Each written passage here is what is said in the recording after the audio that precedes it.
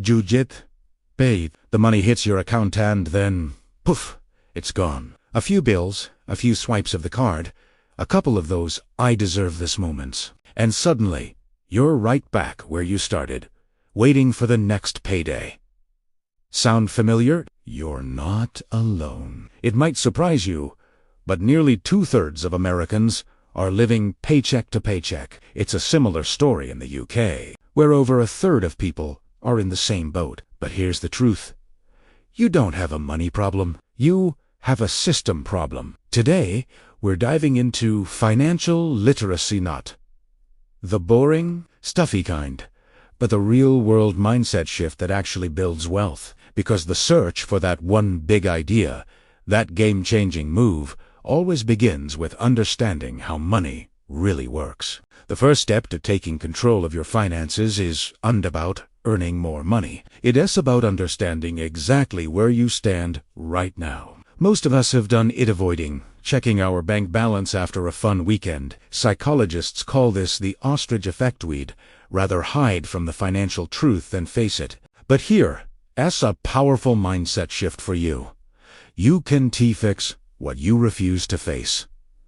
So, let's face it together. Start by making a simple list of your essential monthly expenses: your rent or mortgage, groceries, insurance, and transportation. Now, at the very top of that list, write down your net income, the actual amount that hits your bank account. The goal here is to keep those essential expenses under 60% of your income. That number, your total essential spending, is your reference point.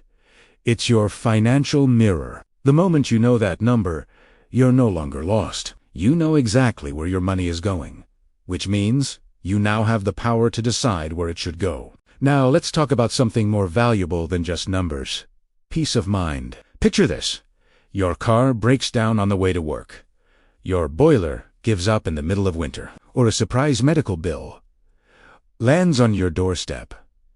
What's your plan? If you don't have a plan, the world will make one for you. And it's usually called debt. This is why you need to build what I call your solution fund. This is 1 month's worth of your living expenses, saved up and left untouched. Keep it in a high-yield savings account that you can access instantly if you need it. This isn't just money in the bank, it's psychological security. It's the confidence that comes from knowing life can throw a punch and you'll still be standing. Next, we need to talk about debt, because debt is like a silent tax on your future. Every single month, it steals a piece of your freedom, one payment at a time. Let's say you buy a new $1,000 phone on a credit card with 22% interest. If it takes you a year to pay it off, so here's your next mission. List every single debt you have with an interest rate higher than 7 or 8%. That's usually credit cards, personal loans, and things like that.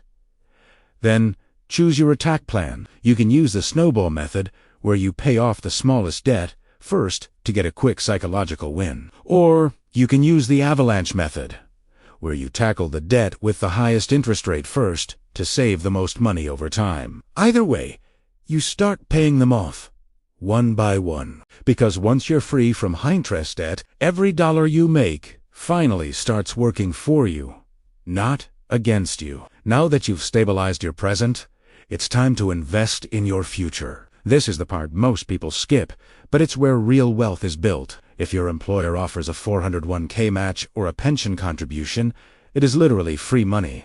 Think about it.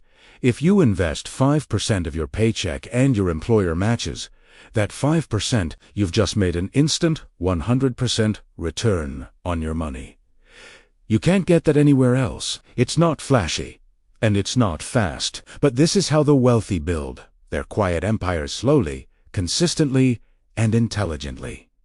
Your solution fund was for small emergencies. Now, let's build your no panic zone. This is your true emergency fund. Your goal is to save 3 to 6 months of your essential living expenses. Why?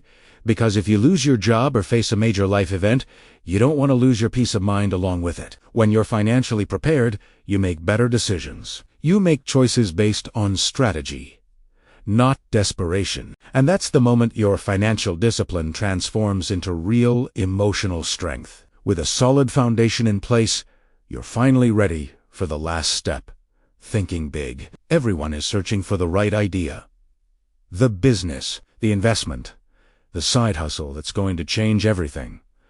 But the truth is, the right idea doesn't start in your wallet. It starts in your mindset. Once you've built this foundation, you don't need to chase every shiny new trend. You can calmly observe, understand how money works, and build something around your unique strengths. The right idea often finds you when your financial house is in order.